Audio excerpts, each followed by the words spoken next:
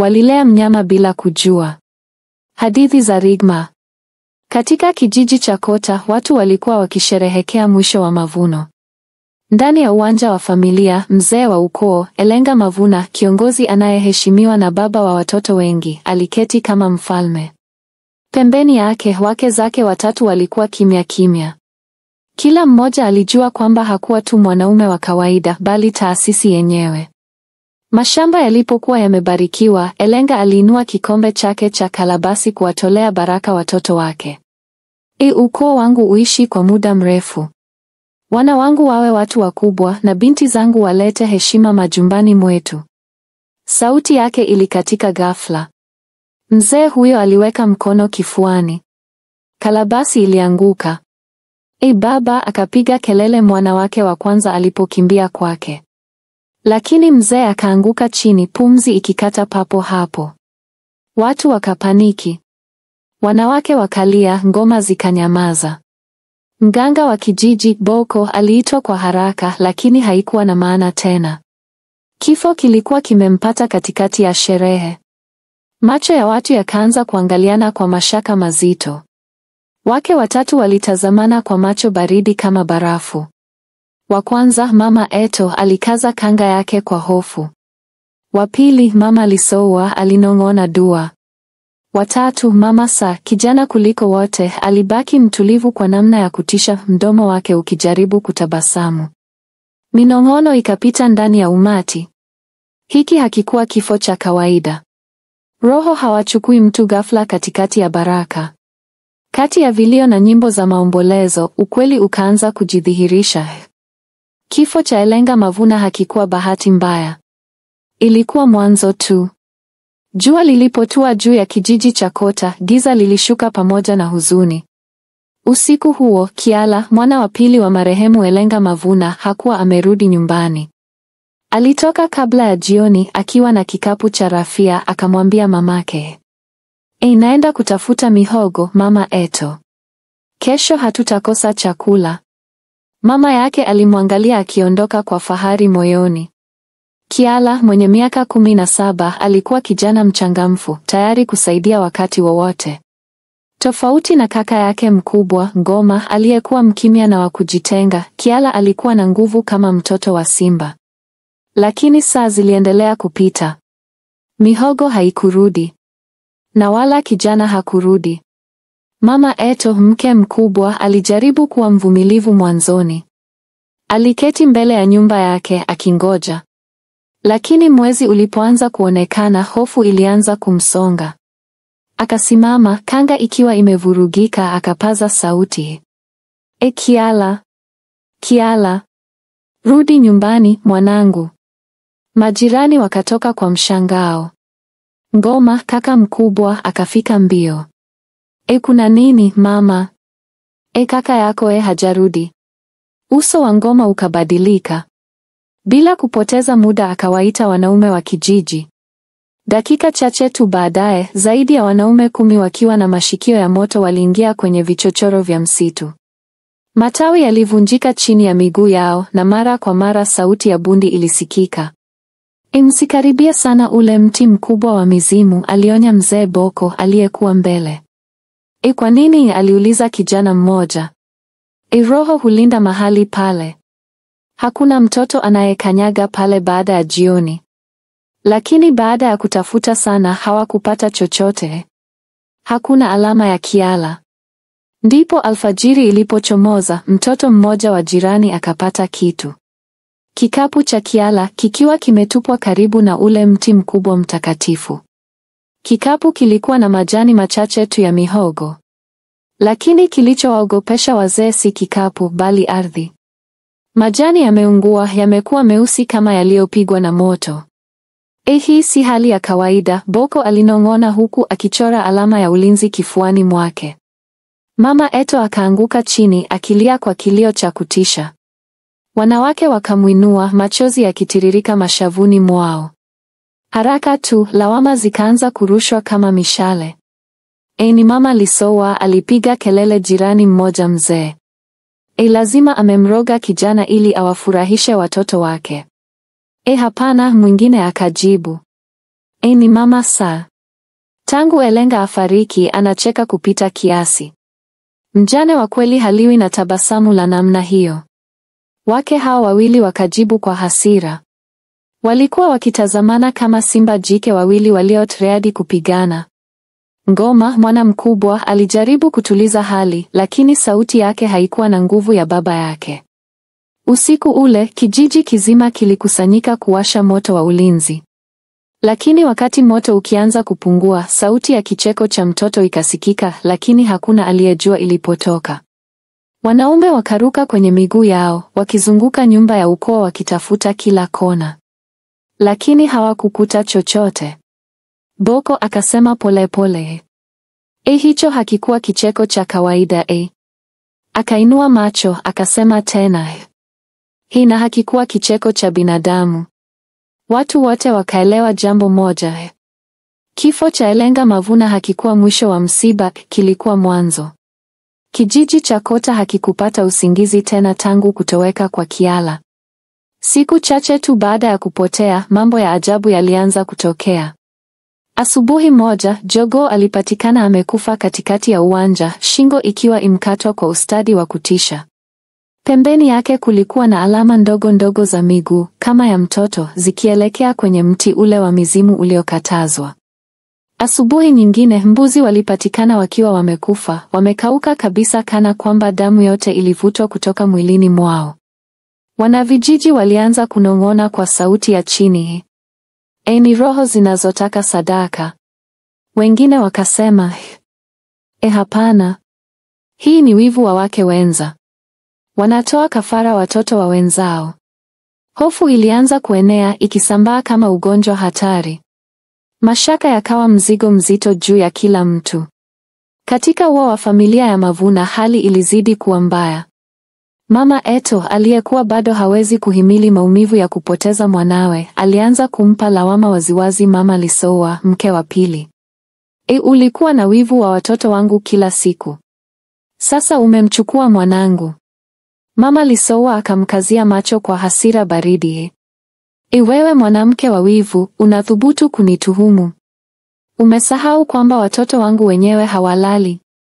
Kila usiku wanasema wanasikia hatua ndani ya chumba chao. Mke wa tatu, Mama Saa, alisimama pembeni kimya, akiwaangalia wakigombana. Kimya chake kilikuwa cha kutisha zaidi kuliko kelele zao. Msichana huyu ana moyo wa baridi sana, jirani mmoja alinong'ona. Haishi kulia. Ni kama mchawi. Kisha usiku mmoja, kile kicheko kilirudi tena. Lakini safari hii hakikuwa kicheko pekee. Kulikuwa na minong'ono, sauti ndogo ndogo kama za mtoto na sauti nzito kama ya mtu mzima, vikichanganyika. Wanaume walitoka na mishumaa na tochi, wakazunguka nyumba yote. Jitokezeni. Akapiga ngoma, mwana mkubwa, kwa sauti iliyojaribu kuwa thabiti ingawa mwili wake ulikuwa unatetemeka. Ghafla bin vu, upepo mkali ukapuliza, ukazima mishumaa mingi kwa wakati mmoja. Giza likatanda. Na humo kwenye giza, sauti zile zikalia kwa nguvu. Ngomaane. Ngoma aligeuka pande zote, moyo ukimdunda. Hakuna mtu aliyekuwa akisema jina lake isipokuwa vivuli. Kesho yake, wazee waliamua kuchukua hatua. Walimuita Boko, mganga wa kijiji. Boko aliwasili wakati wa machweo. Akaingia kwenye ua, akatua pembe yenye unga mwekundu chini na kuanza kutoa maneno ya uchawi. Lakini ghafla akanyamaza. Sauti yake ikapanda juu. Uovu uko ndani ya nyumba ya Mavuna. Haujaja kutoka nje. Ni mmoja wa watoto anayeubeba. Watu wakatetemeka kwa hofu. Ngoma akathubutu kuuliza, lakini ni yupi? Boko akaonyesha kwa kidole kuelekea moja ya vibanda. Yule anayocheka wakati wengine wanalilia mauti. Usiku huo hakuna mtu aliyelala. Kila mtoto akaonekana mtuhumiwa. Kila pumzi ilionekana tishio. Wake wote watatu walikaa macho mzima usiku, wakiwatazama watoto wao kama wangalianguka mikononi mwa kivuli kisichoonekana. Lakini ndani ya mioyo yao walijua kitu kimoja. Sehemu mbaya zaidi haikuwa imeanza hata kidogo. Kifo cha Kiala kilikuwa mwanzo tu wa msururu wa mabaya.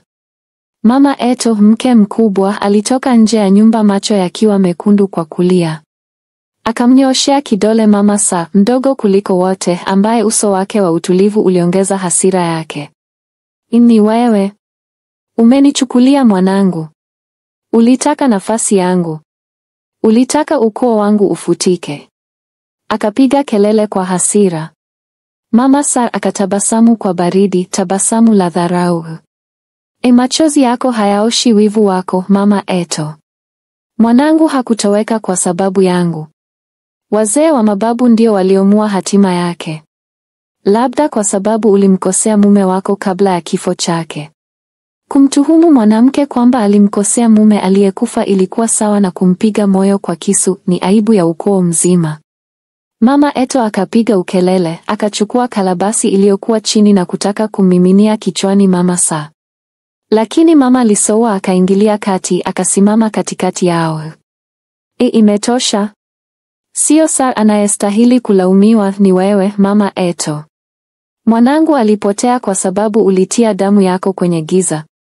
Wanawake waliofika wakaziba midomo kwa mshtuko.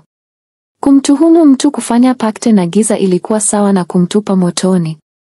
Katika kona ya uwanja watoto walikuwa wakitazama kwa hofu. Ngoma, mwana mkubwa, alikuwa katikati ya wajibu na woga. Ndugu zake wadogo walilia wakitazama mama zao wakirarurana kama wanyama. Ghafla, kitu kilianguka kutoka kwenye kanga ya Mama Eto. Ilikuwa kipochi kidogo cha ngozi, kimefungwa kwa kamba nyekundu. Umati ukapiga kelele. Mwanamke mmoja akasema, hiyo ni hirizi. Mfuko wa uchawi. Mama Eto akatetemeka. Sio yangu. Mtu ameiweka kwenye vitu vyangu. Lakini sauti yake ilikuwa imebanwa na hofu. Mama Lisowa alipiga makofi kwa furaha mbaya. Hayo ndiyo ushahidi. Wewe ndiye uliouza mwanao kwa roho wabaya. Hali ikawa kama mahakama ya kichaa. Ndipo Boko, mganga, akaingia kwenye uwanja. Sauti yake ikawa nzito kuliko kelele zote. Imetosha. Mnataka kuichoma nyumba hii kwa moto wa chuki zenu. Ukawa utulivu mzito. Boko akainama, akachukua kipochi, akakifungua. Kutoka ndani yake wakaanguka majivu meusi na mfupa mdogo mdogo. Akakifunga tena, akasema, hii hirizi ni ya kweli. Inawaita roho za waliokufa. Akasimama kimya kwa muda mrefu, macho yake yakipita kwa wake wote watatu. Kisha akasema, lakini haijavaliwa na Mama Eto wala Mama Lisowa wala Mama Sa. Ngoma akapumua kwa mshangao. Basi ni nani?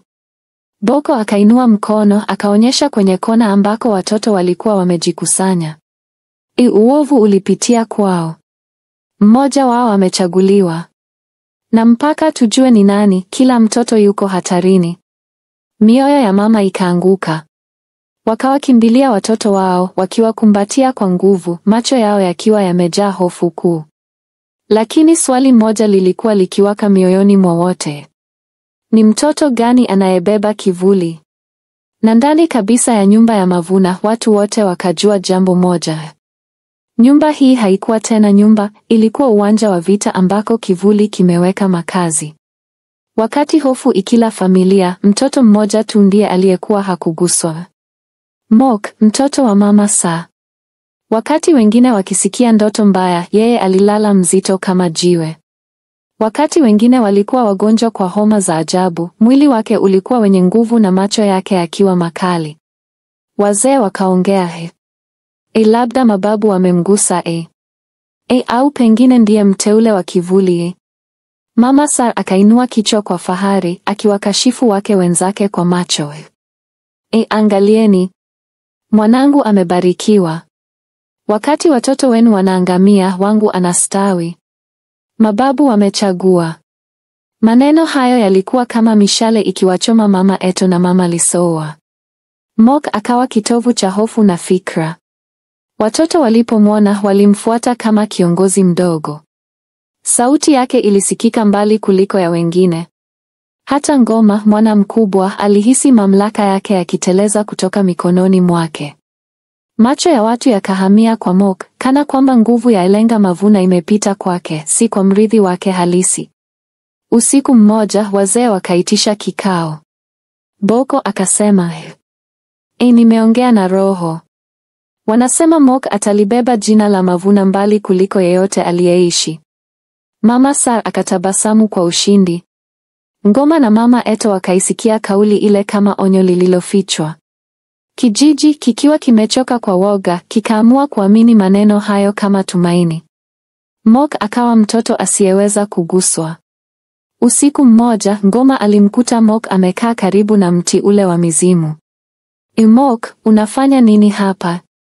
Unajua ni marufuku. Kijana mdogo akamtazama chini juu. Naongea na ndugu zangu.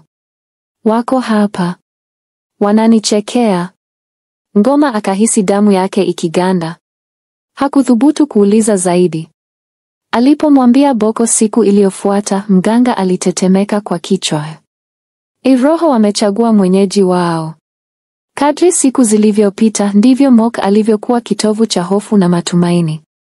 Mfupa ya wanyama ilipatikana mbele ya nyumba yake, imepangwa kwa mpango wa ajabu. Katika upande mwingine wa kijiji aliishi Mama Nianga, mkunga aliyewasaidia wake wote wa Mavuna kujifungua watoto wao. Alikuwa sasa mzee sana, amedhoofishwa na homa nzito. Usiku mmoja alimuita Ngoma. Njoo mwanangu, muda wangu unaisha, lazima nikuambie ukweli. Ngoma, mwenye heshima na tahadhari, alikaa karibu naye. Mama Nianga akasema kwa sauti dhaifu lakini nzito. Mok sio mtoto wenu wa damu. Ngoma akatetemeka. Unasema nini, Mama Nianga? Yeye ni mtoto wa Mama Sa. Mama Nianga akayatikisa kichwa polepole. Hapana mwanangu. Usiku ule miaka mingi iliyopita nilifanya kosa. Sauti yake ikakata kwa maumivu, lakini aliendelea. Alama ya nyota, mtoto halisi wa Mama Sar alizaliwa amekufa, mwili mdogo, baridi, mababu hawakumchagua. Na mimi niliogopa. Niliogopa kushutumiwa kuwa nimemuua mtoto, niliogopa kuona ukoo wangu ukilaaniwa. Ndiyo maana nilibadilisha miili. Nilibadilisha. Machozi yakaanza kumtoka Mama Nianga alipoanza kukiri. Usiku ule, mwanamke mwingine alijifungua katika kibanda kilichotengwa pembezoni mwa kijiji. Hakuwa ameolewa, alikuwa ametengwa na wote. Mtoto wake alizaliwa na macho ya ajabu na alama kifuani. Nilimchukua yule mtoto aliyekuwa hai nikamkabidhi kwa Mama Sa. Mwili wa Ngoma ukatetemeka kama mtu aliyepigwa na umeme. Unamaanisha Mok sio Mavuna? Sio damu ya baba yetu? Ni kitu kingine? Kwa nini? Aliuliza Ngoma, sauti yake ikivunjika. Mama Nianga alifumba macho, akishindwa kupumua vizuri. Nilitaka kuyaokoa maisha yangu, kuiokoa heshima yangu. Lakini nilichofanya kilifungua mlango wa giza. Mtoto yule sio mtu aliyelaaniwa. Amechaguliwa, sio na mababu, bali na kitu cha zamani zaidi. Alimkaza mkono Ngoma kwa nguvu zisizolingana na umri wake. Jihadhari naye, jihadhari na hilo tabasamu lake. Tabasamu hilo linaficha mwisho wa roho inayokula ukoo mzima. Kwa pumzi yake ya mwisho, akasema kwa sauti iliyovunjika, nisameheni. Vidole vyake vikalegea. Mwili wake ukaanguka. Mama Nianga alikuwa amekufa. Ngoma alikaa kimya, hawezi kusogea. Alipotoka nje, alikuwa amebeba ukweli mzito kama kaburi. Mok hakuwa mwokozi. Alikuwa chombo, kifaa cha nguvu ya kale iliyoingizwa katika ukoo wao kwa mkono wa mkunga mwenye hatia. Habari ya Mama Nianga ilisambaa kama moto nyikani. Jina la Mok halikutajwa tena bila mtu kushtuka. Wengine walimwona kama mdanganyifu, wengine kama mwili wa nguvu ya kale iliyoamshwa. Lakini jambo moja lilikuwa wazi. Lazima akabiliane na roho. Wazee wakaamua kufanya hukumu ya usiku kwa kutumia desturi za zamani sana. Mila zilizotumika pale ambapo dunia ya kuonekana na ya roho hugusana. Usiku uliochaguliwa ulikuwa wa mwezi mpevu. Katika uwanja mkubwa wa Mavuna, Boko alichora miduara ya majivu meupe na unga mwekundu. Mitungi mitatu, moja ya damu ya mbuzi, moja ya maji ya mto, moja ya pombe ya mitende, iliwekwa katikati. Kijiji kizima kilikusanyika. Kisha Mok akaletwa. Alitembea bila woga. Uso wake hauna hofu, bali uhakika usioelezeka. Boko akaunyanyua mkono wake juu. Roho za mababu tunawaita. Huyu hapa mtoto anayebishaniwa ukoo wake. Tuonyesheni ukweli. Akatupa unga mweupe chini. Uliwaka kama cheche za moto. Upepo ukavuma ghafla ukitikisa mienge. Mok hakusogea. Alitulia, macho yake yakikodolea wazee. Kisha polepole midomo yake ikavuta tabasamu. Kicheko kikachomoza kooni mwake, kikawa kizito cha ajabu. Wazee wakaanza kugonga ardhi kwa fimbo zao za tambiko. Lakini Mok akaunyanyua uso kuelekea mwezi na kwa sauti isiyo yake akasema, mnanita mdanganyifu, lakini sijaja peke yangu. Mimi ni mbebaji. Mimi ndiye ahadi ya yule ambaye mababu zenu walifunga. Ghafla mtungi mmoja ukapasuka, damu ya mbuzi ikamwagika ardhini. Boko akayumba, akakamatwa na nguvu isiyoonekana. Kifua chake kikaanza kusukumwa juu na chini, kana kwamba kitu kilikuwa kinamwingia. Sauti yake ikageuka, ikawa nzito na ya kutisha. Huyu sio mtoto. Ni chombo cha nguvu ya kale. Aliyefukuzwa zamani anarudi kwa kisasi. Macho ya Boko yakageuka, yakawa meupe. Kisha kwa sauti ya unabii, Mok akaanza kusimulia hadithi ambayo ni wazee wachache tu waliokuwa wanaiamini. Miaka mingi iliyopita aliishi mtu aitwaye Zogo. Hakuwa mfalme wa kawaida, alikuwa bwana wa ibada nyeusi. Mchawi aliyesifika, aliyekuwa ameuza roho yake kwa nguvu zisizoonekana. Kwa kafara za kibinadamu, alipata nguvu kubwa kiasi kwamba hata mababu waliogopa kumuona akivuka mipaka yao. Kwa kumzuia, mababu wa ukoo wa Elenga waliungana. Usiku mmoja wa damu na radi, walimtega Zogo ndani ya duara la moto na minyororo ya chuma iliyochanganywa na chumvi. Mwili wake uliungua, lakini roho yake ilikataa kupotea. Wakatoa maneno ya mwisho ya kuzuilia, wakamfunga kwenye kina cha ardhi, wakiahidi kwamba hakuna mtu atakayejaribu kumwamsha tena. Lakini Ogo, kabla hajafungwa milele, alikuwa ameapa kisasi. Nitarudi na nitalila ukoo wenu kama moto unavyotafuna majani makavu. Miaka na vizazi vilipita. Kiapo chake kilipotea katika kumbukumbu za muda. Mpaka usiku ule, wakati mkunga, kwa hofu na aibu, alipoingiza katika ukoo wa Mavuna mtoto aliyezaliwa na macho meusi kupita kawaida na alama kifuani. Chombo ambacho Zogo alikuwa akisubiri. Na Mok, kwa sauti nzito na yenye sauti nyingi kwa wakati mmoja, akahitimisha. Kile mababu zenu walifunga kinaishi tena ndani yangu.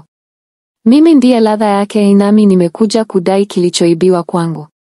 Makelele yakapasuka ndani ya umati. Ghafla Mok akachukua hatua moja mbele. Sauti yake ikarudi tena, safi, kali, isiyopingika. Wa Mavuna hawalindwi tena. Urithi wao umeoza. Damu yao ni yangu. Kisha macho yake yakawaka kama miali miwili ya moto. Upepo ukapiga na umati, ukiwa katika hofu, ukakimbia huku ukipiga mayowe. Upepo ulipotulia, kilichobaki tu ni majivu ya duara, mitungi iliyovunjika na Mok amesimama kimya katikati. Boko, mganga, akaanguka chini, amechoka kupita maelezo. Hukumu imeshuka, akasema kwa sauti dhaifu. Hii haikuwa kesi, ilikuwa ni adhabu. Ngoma akatambua kuwa tambiko halikufichua uongo. Lilithibitisha ukweli mbaya kuliko yote. Mok hakuwa tu mtoto wa kigeni. Alikuwa barakoa ya entiti ya kale iliyorejea kuharibu ukoo mzima. Na sasa hakuna kitu kingeweza kumzuia. Hakuna aliyekumbuka tambiko lililokuwa limemfunga zamani. Usiku wa hukumu uliacha kijiji katika hofu, kimya kimya. Hakuna mtu aliyethubutu tena kutamka jina la Mork kwa sauti ya juu. Sasa waliita mtoto wa kivuli. Lakini licha ya hayo, aliendelea kuishi miongoni mwao kana kwamba hakuna kilichobadilika. Ngoma, mwana mkubwa, hakuweza kulala tena. Alikesha usiku kucha, machete mkononi, akisikiliza kila kishindo. Kila asubuhi alimwona Mork akiamka kwa utulivu. Lakini katika macho yake, Ngoma aliona akili ya baridi, inayohesabu, yenye umri zaidi ya mwili wake. Wake wenza waliishi kama wafungwa. Mama Eto aliomba mababu usiku na mchana. Mama Lisouba aliunguza majani makali kufukuza roho wabaya, lakini harufu yake ilifanya hewa kuwa nzito zaidi. Na kwa upande wa Mama Sa, mama ya Mork, alionekana mtulivu, kana kwamba nguvu ya mtoto wake ilikuwa ngao yake mpya. Kwake, Mork alikuwa mwanawe na hakuna siri ingeweza kubadilisha hilo. Kijiji kizima kilianza kuhisi ushawishi wake. Watoto walimfuata Mork kila mahali, wakiwa wamevutwa kama kwa nguvu isiyoonekana. Siku moja, mwanamume mmoja alijaribu kumkaribia Mork ili kumzuia kuongoza watoto wengine. Mtoto huyo aliinua mkono wake tu. Akamtazama kwa macho yake meusi. Mwanamume huyo akaanguka chini papo hapo, akitetemeka kwa kifafa. Kabla ya kutoa roho yake mbele ya macho ya wanakijiji. Hakuna aliyethubutu tena kumpinga Mork. Ngoma, akichoka na hali hiyo, akaita kikao cha siri na vijana wachache wenye ujasiri. Hatuwezi kumwachia mnyama huyu aishi hapa. Tukingoja ataangamiza ukoo mzima. Lakini wengine walitetemeka. Ni mtoto bado, hina kama ni mteule wa mababu. Tutalaani damu yetu milele. Hapana, Ngoma akajibu. Huyu sio mteule, ni jipu na ni sisi kulichana. Usiku huo, wakiwa na machete, waliingia kimya kimya kwenye kibanda. Lakini walichokiona kilifanya damu yao kuganda. Mork alikuwa amekaa katikati ya chumba, amezingirwa na vinyago vya kitambaa, mbao na mifupa. Alikuwa akinong'ona wimbo wa kutisha. Ngoma alipoinua machete yake, Mork akageuka polepole, akitabasamu. Umechelewa, kaka mkubwa. Miali ya mishumaa ikazimika ghafla. Chumba kikazama kwenye giza.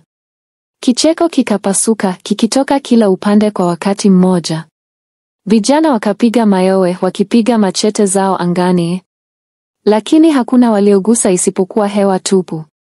Kisha, mmoja baada ya mwingine, mayowe yao yakakatika. Hayakubaki chochote isipokuwa kimya kizito. Mwanga uliporudi, Ngoma alijikuta peke yake. Wenzake wote walikuwa wametoweka. Mork, bado ameketi, alimkodolea macho kwa utulivu wa kutisha. Mimi ndiye mrithi, Ngoma. Sio wewe, sio wengine, ni mimi. Asubuhi iliyofuata, kijiji kilipatwa na mshtuko walipoona miili ya vijana wale, imetandazwa karibu na fromaga uliokatazwa, macho yao yakiwa wazi, nyuso zao zimekwama katika hofu ya milele. Ngoma, akiwa amevunjika kabisa kiakili, alikaa kimya, hawezi kusema neno. Na Mork, yeye sasa alitembea katikati ya kijiji kama kiongozi wa kuzaliwa, mwenye uhakika wa ajabu. Wazee walinyamaza. Mama walipunguza macho. Watoto walinyamaza wakipita. Hakuna aliyethubutu kumpinga. Hivyo basi, mtoto aliyebadilishwa kuzaliwa akawa ndiye mrithi halisi. Klan ya Mavuna haikuwa na kiongozi tena. Sasa ilikuwa na bwana, mrithi wa kivuli. Kijiji cha Kota hakikukua kile kile tena. Mork hakutoa maagizo. Lakini kila mtu alifanya mambo kana kwamba alikuwa akiifuata sheria isiyoonekana. Ngoma alitazama haya yote kwa kukata tamaa. Yeye, mzaliwa wa kwanza, mrithi wa haki, alikuwa sasa mtazamaji asiye na nguvu. Usiku wake uliingiwa na kelele za vifo vya marafiki zake. Na tabasamu la mdogo wake, tabasamu la giza. Siku chache baadaye, tukio moja liliwashawishi watu wote kwamba hatima ya Wamavuna ilikuwa imefungwa. Asubuhi moja, mti mkubwa wa fromaga uliokatazwa uligongwa na radi. Lakini haukuungua. Haukuanguka. Uligawanyika vipande viwili. Usiku huo, watu walisikia mayowe na vicheko vikija kutoka ndani ya ule mti. Kama roho 100 zilikuwa zimefungiwa humo kwa karne. Na sasa zilikuwa zinapata uhuru. Na katikati ya uwanja wa familia, Mork alisimama, macho yake yakiwa juu, mikono yake imefunguliwa kama anakaribisha dhoruba. Kadri misimu ilivyopita, wamavuna wakaanza kupotea mmoja baada ya mwingine. Magonjwa, ajali, kutoweka kusikoelezeka. Ukoo ulikaribia kufutwa. Lakini Mork alizidi kustawi. Akikuwa na nguvu na akili isiyo ya kawaida. Kijiji kikaanza kupungua. Wengine walikimbilia mbali, wakikataa kuishi chini ya kivuli cha mtoto huyo. Wengine walibaki wakiamini kwamba yeye ndiye bwana mpya wa kijiji, anayepaswa kuheshimiwa ili kuishi. Na kila mara jina la Patriarki Elenga Mavuna lilipotajwa, sentensi ile ile iliongezwa. Ukoo wake haukupotea, uliuliwa. Na moyoni mwa Ngoma hakukuwa tena na shaka. Maadamu damu halisi ya Mavuna ingechanganyika na ile ya Mork, laana haingeisha. Akajiambia, kama Mork ni kifaa cha Zogou, basi mimi, mzaliwa wa kwanza, lazima niwe kifaa cha ukombozi. Ngoma akaondoka kimya kutoka kibandani mwake. Akiwa na machete mkononi na kalabasi ya tembo mkono mwingine. Akatembea pekee yake kuelekea Fromaga uliopasuka. Mahali ambapo Kiala alipotea. Mahali ambako kila kitu kilianza. Alijua Mork angekuja. Mtoto huyo alikuwa akimfuatilia daima kama mwindaji anayemchunguza mawindo yake. Na kweli, Mork akatokea. Tabasamu lake lilikuwa pana, katili. Sasa basi, kaka mkubwa, uko tayari kupiga goti? Ngoma akachomeka machete ardhini.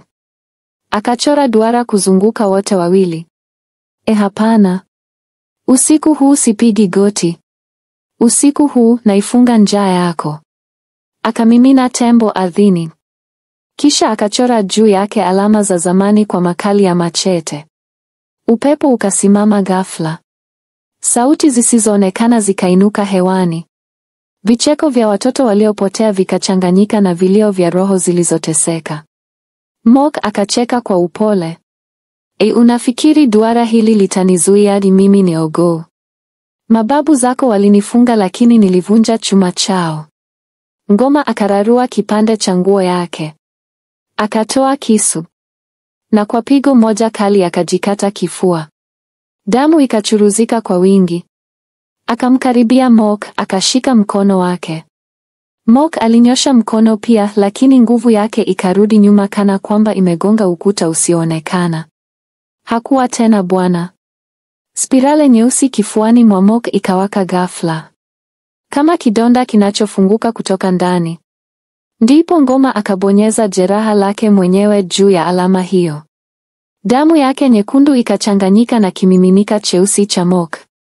Duara ardhi likawaka moto. Miali ikapaa juu kama ukuta wa moto. Hapana. Ikapiga kelele sauti ya Zogou kupitia kwa Mork. Huna haki. Damu yako ni yangu. Lakini Ngoma, machozi yakimtoka, akabonyeza damu yake zaidi. Hapana. Damu yangu ni ya Mavuna. Na usiku huu ninairejesha kwa mababu. Mork akapiga ukelele mkali. Ardhi ikatetemeka. Ngoma akahisi nguvu zake zikimwacha. Damu yake ikiruka haraka sana. Lakini alishika mpaka mwisho. Macho yake yakiwa yamemkodolea Mork. Mpaka mtoto huyo akaporomoka akiwa hana uhai tena. Mwili wake ukiwa umeangamizwa na entity aliyokuwa akiibeba. Upepo ukatulia. Moto wa duara ukazimika. Ngoma akiwa magotini akatoa sala yake ya mwisho. Kisha akaanguka, mwili wake ukirudi kwenye ardhi. Lilikuwa tambiko moja tu ambalo Ngoma alijifunza kutoka kwa wazee wa kijiji jirani miaka michache tu iliyopita. Tambiko la kujitoa mhanga. Na ndilo pekee lililoweza kumzuia Mork. Asubuhi ilipofika, wanakijiji walikuta miili miwili chini ya Fromaga. Mok akiwa kimya, alama yake ya kifuani imetoweka. Na Ngoma akiwa na tabasamu la amani midomoni mwake. Wazazi walila sumu. Na watoto ndio wanalia meno hadi kaburini. Aliyeficha kosa lake kwa hofu huita laana juu ya wale ambao hawana hatia. Ukimya wa mmoja unaweza kuwa mzigo wa vizazi vyote. Asante kwa kufuata hadithi hii. Usisahau kujiunga na kutoa like. Mpaka mara nyingine kwa hadithi mpya.